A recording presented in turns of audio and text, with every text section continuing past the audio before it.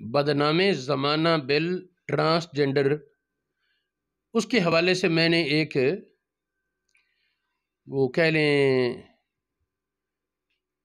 مختصر سا اشاریہ ترتیب دیا ہے کہ اس ٹرانسجنڈر کے نتیجے میں شریعت کے کون کون سے مسائل پر زد پڑے گی اور شریعت کا کس کس طرح مذاق بنے گا۔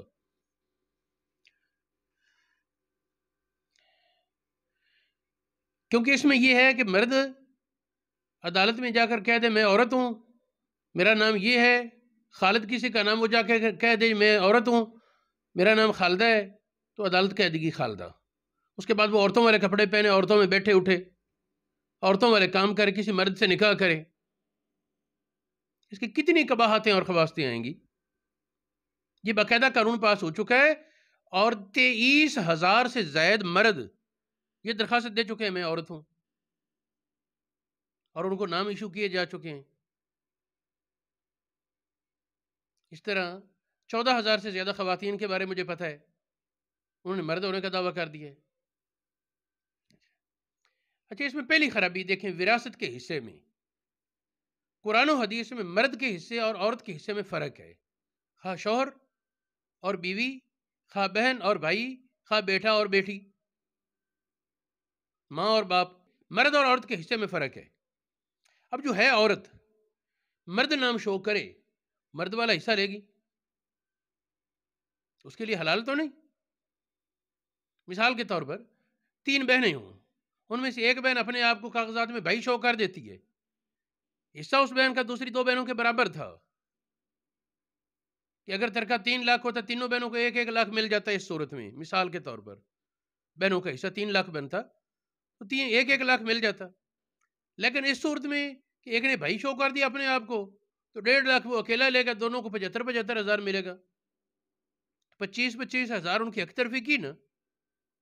یہ ایک مثال دی ہے میں نے، یہ ایک مسئلہ نہیں، بہت سے مسئلے وراثت کے اس پر مرتب ہوں گے۔ دوسرا مسئلہ، دوسری کی بات یہ ہے کہ اس میں جب قانونی طور پر وہ پھر شادی کی بھی اجازت دے رہے ہیں، تو مرد کو مرد سے شادی کی اجازت، عورت کو عورت سے شادی کی اجازت، یہ کس حد تک خباثت جائے گی اور کیسے کیسے لعنت کے اسباب بنیں گے۔ کیا قوم بھول گئی لوط علیہ السلام کی قوم کا انجام؟ جب مرد کی مرد سے شادی ہوگی اور وہ کہیں گے جی سارا کچھ جائز ہے، تو بات کہاں تک پہنچے گی۔ تیسری خرابی، شریعت کہتی ہے مردوں کے مرد اور عورت خلوت نہ ہو، شریعت کہتی ہے اجنبی مرد اور عورت اکیلے نہ ہوں۔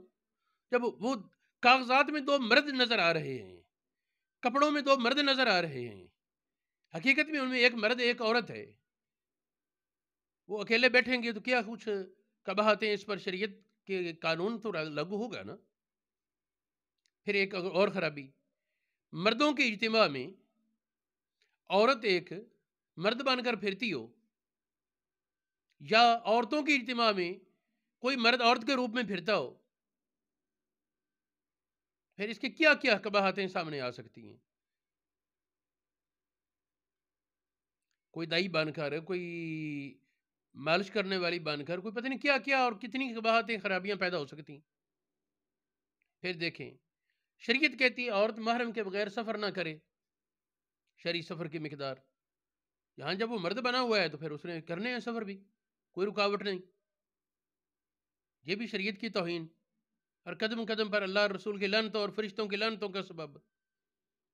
ایک اور مسئلہ، آپ جانتے ہیں کہ جمعہ اور عیدین کی جماعت مرد کرا سکتا ہے، عورت کو اسلام میں اس کی اجازت نہیں۔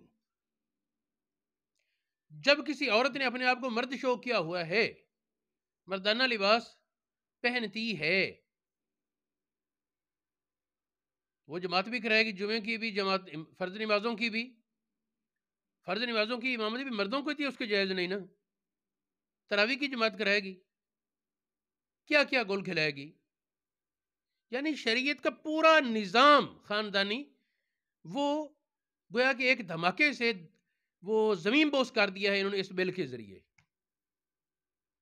اور یہ اتنا خبیث اور گندا نظام ہے کہ یورپ کے بھی بعد ممالک میں نافذ نہیں، یورپ کے بھی بعد ممالک اس سے بچے ہوئے ہیں۔ ابھی ہمارا پاکستان سب سے آگے گند میں، اور ایسی غلاظت کی دلدل میں چھلانگ لگا دی ہے ہمارے اسمبلی والوں نے کہ لگتا نہیں کہ ان کے گھر کے لوگ بھی بچیں. یہ خود ہی تصور کریں نا کہ ان کی بیٹی، ان کا بیٹا، ان کی بہن، ان کا بھائی، ان کو کوئی عزیز اس گندے میں چھلانگ لگا، کیا کریں گے؟ پھر دیکھیں ایک اور، یہ واضح ہے کہ ہم جنس پرستی وہ شریعت میں تو جائز نہیں.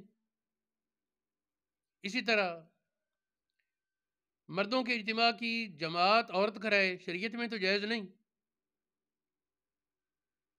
مرد و زن کا اختلاط اور جو مرضی کرتے پھریں، شریعت میں تو جائز نہیں. وراثت کے حصے بدلیں، شریعت میں تو جائز نہیں.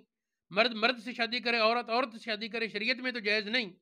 اور جو حرام ہے اس کو جب حلال جانا،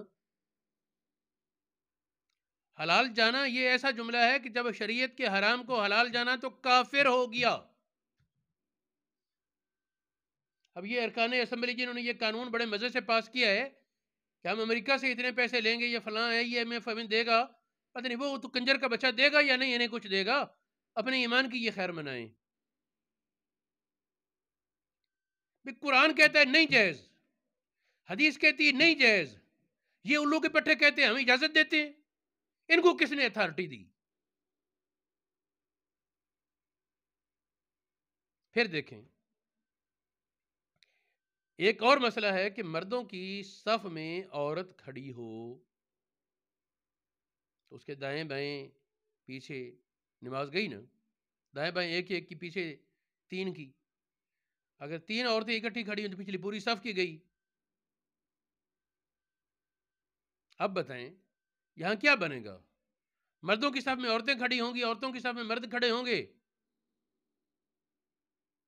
نماز پر تو پابندی نہیں لگا سکتے، تم نہیں پڑھ سکتے. مردانہ لباس پہنا ہوا ہے، مرد بنی ہوئی ہے، مردوں کی صف میں کھڑی ہے، نمازیں برباد کر رہی لوگوں کی. یا مرد عورتوں کے صف میں کھڑا ہے اور عورتوں کو بری نیتوں سے دیکھتا ہے یا برے تعلقات قائم کرتا ہے وہاں نماز کے دوران ہی، کیا کیا بیڑا غرق ہوگا اور کیا گول کھلیں گے گند کے.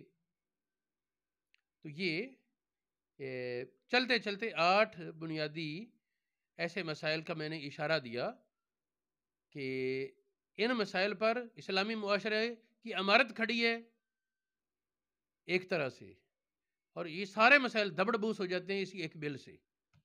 اللہ رب العالمین ہدایت عطا فرمائے.